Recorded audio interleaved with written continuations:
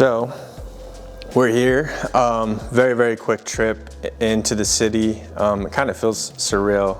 I think Taylor can kind of testify to that, but to tell you a little bit about what we're doing, we're on this beautiful penthouse, 90th floor of this building, and it occupies like the entire, it's 360, you can walk around the whole thing.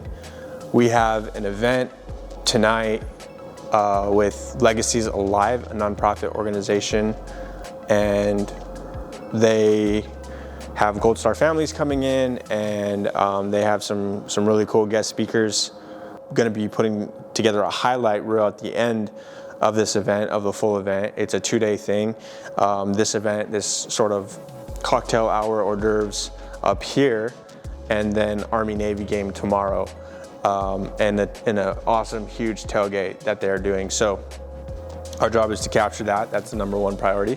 And then we're doing a lot of little things in between, like trying to set up a live stream for them to broadcast to a separate group. Other than that, we'll be trying to take in as much of the city during December as we can, and it's going to be an awesome trip.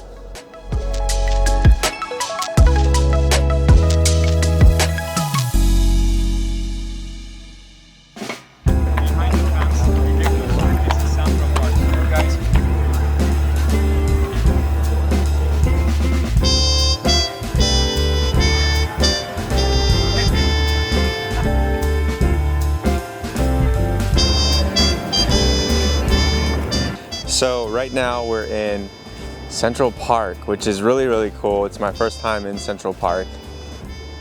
Taylor is with us again, shooting the vlog, and super grateful. And I think it's cool that he's actually got to do some really cool projects. We did DC, we're in New York City. We worked with the Museum of Art in Orlando on a really cool art project. So it's been a very cool close to 2021, and it's sort of catapulting us into 22, and I couldn't be more grateful.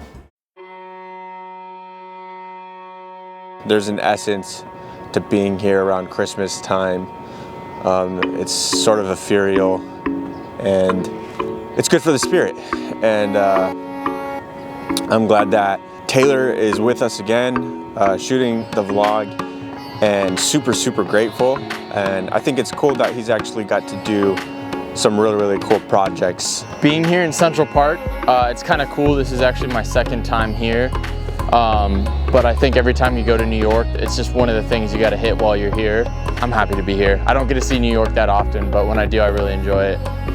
It got emotional when I saw some of the first responders and the spouse of a fallen first responder give their speeches, and just hearing them talk, and then in the view in the background you could see the Freedom Tower, just less than a mile, it was about a mile away. That was pretty emotional for me to hear that and to listen to that. But then following the next day, we went to the Army-Navy game and got to do the tailgate, which was awesome. I've only been to like one other football game in my life, and to be able to go to the Army-Navy game, that was a lot of fun. And seeing the helicopters and the jets fly over, and just the amount of people coming together that are very patriotic and love America. Like, it was cool being in that environment. I think there were a lot of good people there. My goals for 2022 would be to continue to improve my craft, which is photography and video and storytelling. So getting more opportunities like this to make money is great, but there are also opportunities to grow and learn. We're always in different environments, working with different people, and there's different challenges that we have to face each time we do it. So I would like to just, pretty much my goal is to get as many opportunities as possible to develop my craft, and hopefully one day shoot it. I'd like to shoot a documentary next year. I don't know if we're at that point yet, but that's a goal of mine that would be awesome to accomplish in 2022.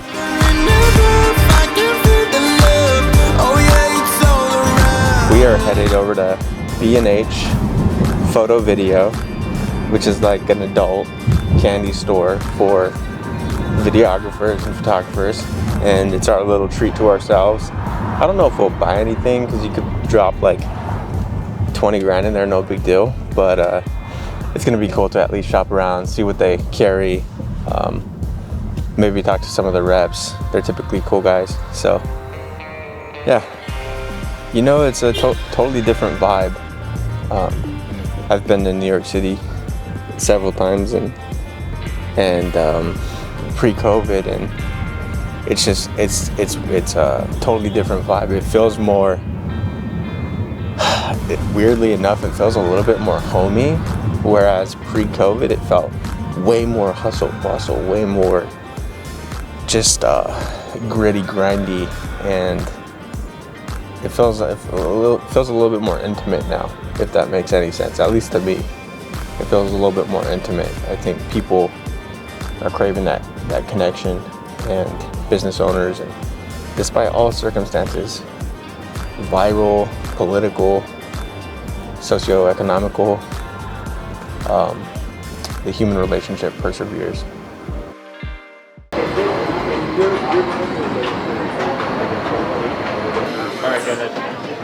So we're here in B&H, and it's really cool. It's an entire floor of gear, totally geeking out on the lens section, the cameras. They have all the big boys. They have the FX9. They had red Komodo. I didn't see the V-Raptor in here, but it's just amazing to see that much gear in one place. And I'm equally as geeked out about the lighting section here. I was touring around and looking at all the selection, which is really, really cool. They have the big boy, the RE Orbiter, which is cool to see in person how actually big it is. And then I was like, where's the sky panels and everything? And they're all right here. So this RE sky panel right here is an industry standard. Huge, beautiful light.